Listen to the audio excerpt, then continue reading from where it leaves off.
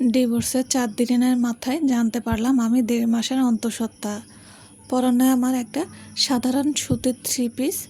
4 বছর আগে চঞ্চল প্রাণবন্ত চেহারার ছাপটুকু আজ আর আমার চেহারায় নেই। তবে আয়নায় চোখ পড়লে এখনও বোঝা যায় সৃষ্টিকর্তা আমাকে রূপের দিক থেকে কোনো কার্পণ্য করেনি। ধবধবে ফর্সা ত্বক দিয়েছেন একজোড়া মায়াবী চোখ, সেই সাথে দিয়েছেন দীর্ঘ চুল।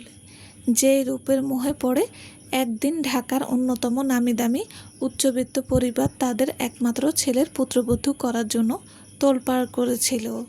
2 দিনের মাথায় এক প্রকার জোর জবরদস্তি করেই ঘরে তুলেছিল। আজ সেই রূপ দিয়ে ও আমি আমার সংসারটা আগলে রাখতে পারলাম না, কারণ আমরা মধ্যবিত্ত। আমরা মধ্যবিত্ত বাবার ইচ্ছে ছিল আমি গ্র্যাজুয়েশন শেষ করে নিজের পায়ে দাঁড়াবো। শিক্ষা দীক্ষায় আমি পিছিয়ে ছিলাম না কখনোই। বাবা কোনোদিন আমার কোনো শখ অপূর্ণ রাখেননি, বুঝতে দেননি আমায় অভাব বা কোনো কমতি।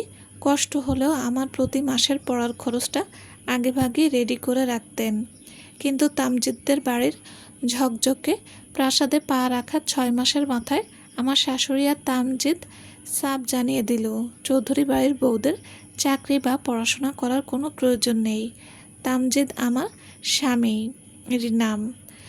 এখন যদি নামের আগে প্রাক্তনটাও আমাকে উল্লেখ করতে হবে, সেদিন বাধ্য হয়ে আমার বই খাতাগুলো আলমারির এক কোণে বন্দি হলো। ভেবেছিলাম হয়তো ভালোবাসার টানে এই ত্যাগটুকু মেনে নেওয়া যায়, কিন্তু ভুল ভেঙেছিল খুব দ্রুতই। উচ্চবিত্ত চৌধুরীদের লোভের অন্ত ছিল না। আমার বাবার সাধ্য অনুযায়ী যৌতুক দেওয়া সম্ভব হয়নি বলে প্রতিনিয়ত চলত কটু কথা, গালিগালাজ, মানসিক নির্যাতন তো আছেই। আর সেই সাথে যুক্ত হয়েছিল তামজিদের অনিয়ন্ত্রিত জীবনযাপন, অতিরিক্ত মদ্যপান আর পরক্রিয়া। তামজিদ কখনোই আমায় মেনে নিতে পারেনি। তার ঘনিষ্ঠ প্রেমের সম্পর্ক ছিল আরিয়ার সাথে। মেয়েটা থাকে বিদেশ, ওখানে নামকরা একজন মডেল। তামজিদ নাকি প্রথমে জানিয়েছিল বিয়ে করলে সে তাকে বিয়ে করবে, কিন্তু আমার শ্বশুরবাড়ির পরিবারের কথা হলো বিদেশি মডেল মেয়ে তারা ঘরে তুলবে না,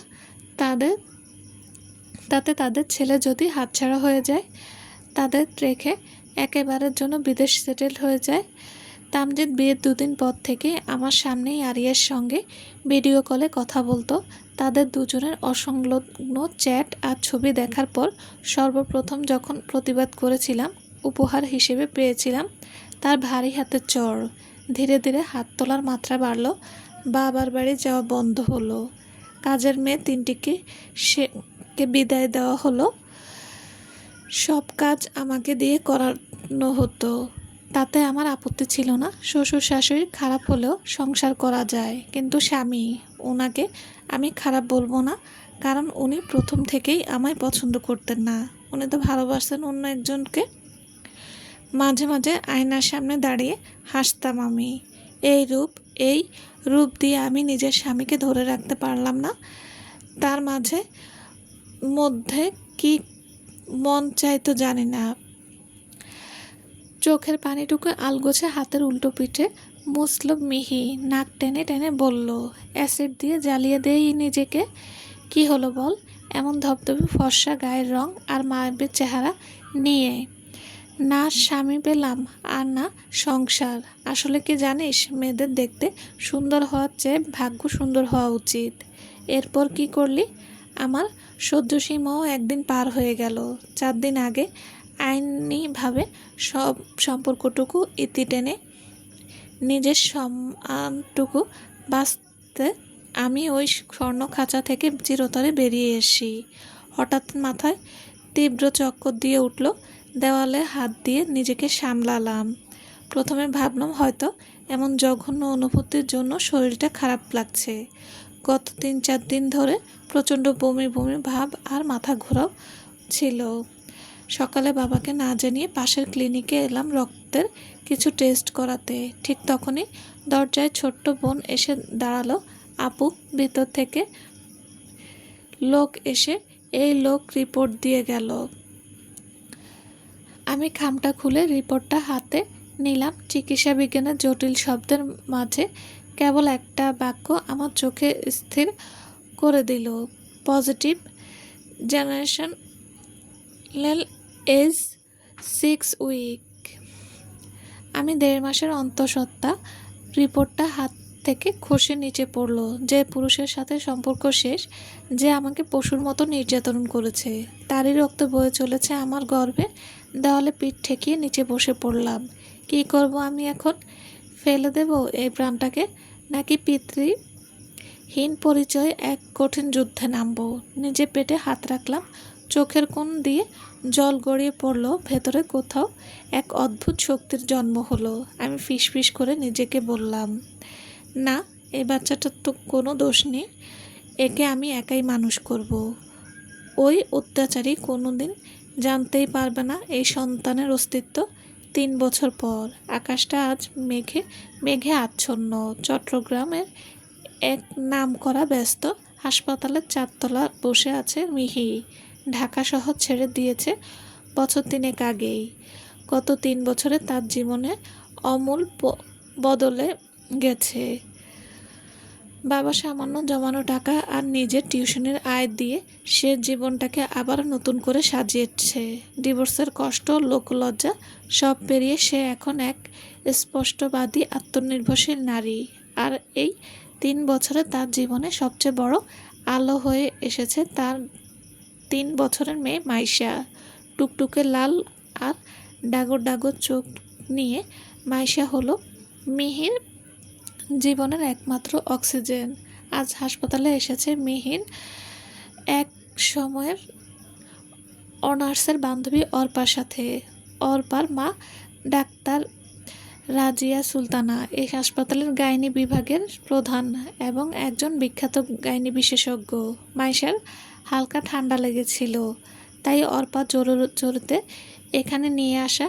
মিহির চাইতে বেশি মাইশা ভালোবাসে অর্পাকে। ডাকে ছোট আম্মু বলে। পাশাপাশি Mihir monthly period circle irregular দেখা দেওয়ায় অর্পা এক প্রকার জোর করেই এখানে মায়ের কাছে নিয়ে আসে। অর্পা বলল তখন, মিহি, তুই মাইশাকে নিয়ে এই ওয়েটিং এরিয়াটায় বস। মা একটা জরুরি পেশেন্ট দেখছেন। 5 মিনিটেই ফ্রি হয়ে যাবেন। আমি নিচ থেকে আমার আম্মাজানকে নিয়ে একটু ঘুরে আসি। আচ্ছা তুই যা, আমি এখানেই আসছি বলে মিহি মাস্কটা মুখের উপর ভালো করে টেনে দিল। পরনে একটা কালো বোরকা। ওর করোনা পরবর্তী সময় থেকে এমনিতেই মাস্ক পরার অভ্যাস মিহির আছে। তবে পরিচিত কেউ দেখলে যেন চিন্তা না ফেলে, সেই সতর্কতা সবসময় কাজ করে। ঠিক তখনই গাইনি বিভাগের কনসালটেন্ট রুমের দরজাটা খুলে গেল। ভেতর থেকে বেরিয়ে এলো একজন পুরুষ আর একজন নারী। পুরুষটিকে দেখা মাত্রই মিহির বুকের ভেতরটা তোলপাড় শুরু হলো। 4 বছর আগের সেই মুখ, সেই ধাম্বিক চালচলন, সেই দামি ব্র্যান্ডের ঘড়ি আর ইস্ত্রি করা শার্ট। তামজিদের পাশাপাশি হাঁটছে সেই নারী, দেখতে বেশ আধুনিক। মিহির চোখ পড়ল সেখানেই। কিন্তু সেই নারীর চোখে মুখে প্রচণ্ড রাগ কেন? দেখে বোঝা যাচ্ছে কোনো কিছু নিয়ে ভীষণ রেগে আছে সে। মেয়েটা তামজিদের দিকে তাকিয়ে উঁচু গলায় বলে উঠল, আমাকে আর কোনো নাটক দেখাবে না তামজিদ। 3 বছর ধরে তুমি আমাকে ঘুরিয়েছ। আজ ডাক্তার যা বললেন তারপর আর আমার কিছু শোনার বাকি নেই। 2 বছর ধরে তোমার এই অতিরিক্ত মদ্যপানের অভ্যাস আর দায়িত্বজ্ঞানহীন আচরণের জন্য এমনিতেই আমি অতিষ্ঠ ছিলাম। আজ ডাক্তার যা বললেন তারপর তোমার সাথে আমার এই বিয়ের টিকিয়ে রাখার কোনো প্রশ্নই ওঠে না। তামজিদ মেয়েটির হাত ধরার চেষ্টা করে নিচু গলায় আকুতি মিনতি করছিল। আরিয়া প্লিজ শোনো, বাইরে লোকজন দেখছে। বাড়ি চলো, কথা বলি। হাত ছাড়ো আমার। মেয়েটি ঝটকা দিয়ে হাত সরিয়ে নিল। ফোঁস করে বলল, বছরখানেক আগেই সে বাইক অ্যাক্সিডেন্টের পর ডাক্তার তোমাকে মদ ছাড়তে বলেছিল। তুমি শোনোনি। অ্যাক্সিডেন্টের ইন্টারনাল ট্রমা আর অতিরিক্ত অ্যালকোহলের বিষক্রিয়া তোমার শরীর শেষ হয়ে গেছে। এখন তুমি বন্ধ্যা। তোমার চৌধুরী পরিবারের এত অহংকার, এত টাকার গরম, সব শেষ পর্যন্ত এই সেম অন ইউ ম্যান। মেয়েটা আর দাঁড়িয়ে না নেই সেখানে, হাত ঝটকা মেরে সরিয়ে হনহন করে একাই বেরিয়ে যায় সেখান থেকে। তামজিৎ সেখানে কাচুলির মতো দাঁড়িয়ে থাকলো। মেয়ে মানুষ হলে বোধহয় এখনই হাউমাউ করে কাঁদতো। মিহি যেরকম কেঁদেছিল, মিহি দূর থেকে দেখলো পুরো দৃশ্যটা, তবে স্পষ্টভাবে শুনল না কথাগুলো। ওর গায়ে বোরকা আর মাস্কের জন্য তামজিৎ ওকে চেনো না। তখনই ভেতর থেকে ডাক এলো মিহির। মিহি উঠে দাঁড়ালো, ভেতরে প্রবেশ করলো। ডাক্তার রাজিয়া মিহিকে দেখে হাসি মুখে অভ্যর্থনা জানালেন। এসো মিহি, কেমন আছো? মাইশা কেমন আছে? আন্টি, আমরা ভালো আছি। আন্টি, আমি কি আপনাকে একটা কথা জিজ্ঞেস করতে পারি? আইনি বা চিকিৎসাগত কোনো বাধা না থাকলে ডাক্তার রাজিয়া চশমাটা খুলে টেবিলে রাখলেন। বলো, কি জানতে চাও? মিহি একটু ইতস্তত করে বলল, আন্টি, একটু আগে আপনার রুমে থেকে যে লোক আর মেয়েটি বের হলো, ওই লোকটিকে আমি চিনি। কি হয়েছে ওনাদের? ডাক্তার রাজিয়া চমকে উঠলেন। তিনি কিছু সময় মিহির দিকে তাকিয়ে রইলেন, তারপর এক দীর্ঘশ্বাস ফেলে বললেন, ও এটা? যে আন্টি, চিকিৎসকের গোপনীয়তা রাখা উচিত। তবে সংক্ষেপে বলি, ছেলেটাকে বছরখানেক আগে খুব বাজেভাবে একটা অ্যাক্সিডেন্টে পড়েছিল। তখন তার পেলভিক অংশের মারাত্মক ইনজুরি হয়, আর তার ওপর অতিরিক্ত মদ্যপানের কারণে তার রিপ্রোডাক্টিভ সিস্টেম নার্ভগুলো চিরতরে ক্ষতিগ্রস্ত হয়েছে। সোজা কথায়, কোনো অলৌকিক ঘটনা ছাড়া ও আর কোনোদিন বাবা হতে পারবে না। কথাটা শুনে মিহির গায়ের লোম খাড়া হয়ে গেল। অতীতের দৃশ্যগুলো চোখের সামনে ভেসে উঠল। তামজিদের রাত জেগে মদ খেয়ে আসা, তার ওপর অত্যাচার, অন্য নারীদের প্রতি তার আসক্তি, সব কিছুর পরিণতি আজ তার নিজের জীবনেই বিষ হয়ে ফিরে এসেছে। যে পুরুষ তার রূপ আর টাকার অহংকারে ওকে অপমান করে তাড়িয়ে দিয়েছিল, সেই পুরুষ আজ চিরকালের জন্য নিঃস্ব। বিধাতার কি অদ্ভুত বিচার! লোকটা আজ যে সন্তানের জন্য হাহাকার করছে, সেই রক্তকে সে 3 বছর আগেই নিজের জীবন থেকে তাড়িয়ে দিয়েছিল, আর আজ সেই সন্তানের অস্তিত্ব সে নিজেও জানে না। ধন্যবাদ আন্টি। তারপর নিজের বিষয়ে টুকটাক কথা বলে মিহি বিদায় নিয়ে উঠে দাঁড়ালো। মিহি এসে দেখলো অর্পা আর মিহি আয়শা এখনও আসেনি। মিহি নিচে নেমে এলো, তাই 4 তলার লিফট চেপে গ্রাউন্ড ফ্লোরে নামতেই থমকে গেল মিহির পা দুটো। তামজিৎ 2 হাঁটুতে ভর দিয়ে ঝুঁকে আঙ্গুল দিয়ে মাইশার গালে আলতো টোকা দিচ্ছে। মাইশাও হাসছে খিলখিল করে। তোমার নাম কি ডল? বিনিময়ে মাইশাও হেসে উত্তর দিচ্ছে, আমার নাম মাইশা। তামজিৎ মাইশার গালে আলতো করে হাত বুলালো। হয়তো কোনোদিন বাবা না হওয়ার খবরটা জানার পর আজ হুট করেই বাচ্চাদের প্রতি তার একটা দুর্বলতা কাজ করছে, একটা তীব্র আকাঙ্ক্ষা কাজ করছে। কারো মুখ থেকে বাবা ডাকটা শুনতে অর্পা তাড়া দিচ্ছে, মাইশাকে নিয়ে আসতে চাইছে। মিহিকে দেখেই অর্পা চোখের ইশারায় বুঝাচ্ছে মাইশা নড়ছে না, যেতে চাইছে না। এক পর্যায়ে বাধ্য হয়ে গম্ভীর গলায় ডাকে, মাহি, মাইশা, আম্মু এদিকে এসো। গলার আওয়াজ পেলে মাইশা ঘুরে দাঁড়িয়ে দৌড়ে এসে মিহিকে জড়িয়ে ধরল। তামজিৎ চমকে উঠে দাঁড়ালো। মিহির পরনে কালো বোরকা, মুখে মাস্ক থাকায় ঠিকঠাক চিনতে পারল না। চিনবে কি করে? কোনোদিন মন ভরে একটু তাকাইছিল কি? তামজিৎ একটু ইতস্তত করে বলল, আপনার মেয়েটা খুব মিষ্টি। কিছু মনে করবেন না, ও একা দাঁড়িয়েছিল তাই। মিহি নিচু হয়ে মাইশাকে কোলে তুলে নিল।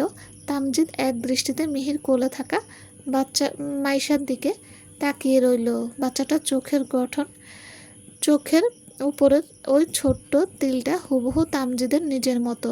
তামজিৎ এক মুহূর্ত কি যেন ভাবল, এরপর আচমকাই জিজ্ঞেস করে বসলো, আপনার নাম কি? মিহি উত্তর দিল না। মাস্কের ভেতরে মিহির ঠোঁট দুটো চওড়া হলো। সেই হাসিটুকু বজায় রেখে শুধালো, কিছু পরিচয় না জানাই ভালো, মিস্টার মিহি। তামজিদের মুখ দিয়ে এক করুণ আর্তনাদ বেরিয়ে এলো। সে পাগলের মতো মিহির দিকে হাত বাড়ালো। মিহি, তুমি এটা এটা কি আমার সন্তান বলো মিহি? মিহি আর এক মুহূর্ত দাঁড়ালো না, পেছনে না তাকিয়ে দ্রুত মাইশাকে কোলে নিয়ে সিঁড়ির দিকে চলে গেল।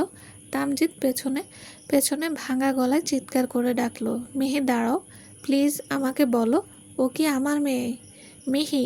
কিন্তু মিহি আর থামেনি, চলে গেল সে। তাকায়নি একেবারের জন্য। মধ্যবিত্ত পরিবারের মেয়ে কি না? এরা কিছু জানুক আর না জানুক, তবে নিজের আত্মসম্মানটা ধরে রাখতে জানে খুব ভালো করেই। সমাপ্ত। আসসালামু আলাইকুম। গল্পটি কেমন লেগেছে প্লিজ জানাবেন। হ্যাঁ, আর হ্যাঁ, অবশ্যই লাইক কমেন্ট করবেন আর বেশি বেশি শেয়ার করে দেবেন। আর যারা এখনও আমার চ্যানেলটি সাবস্ক্রাইব করেনি তাদের বলছি প্লিজ চ্যানেলটি সাবস্ক্রাইব করে পাশে থাকবেন। সবাই ভালো থাকবেন। আল্লাহ হাফেজ।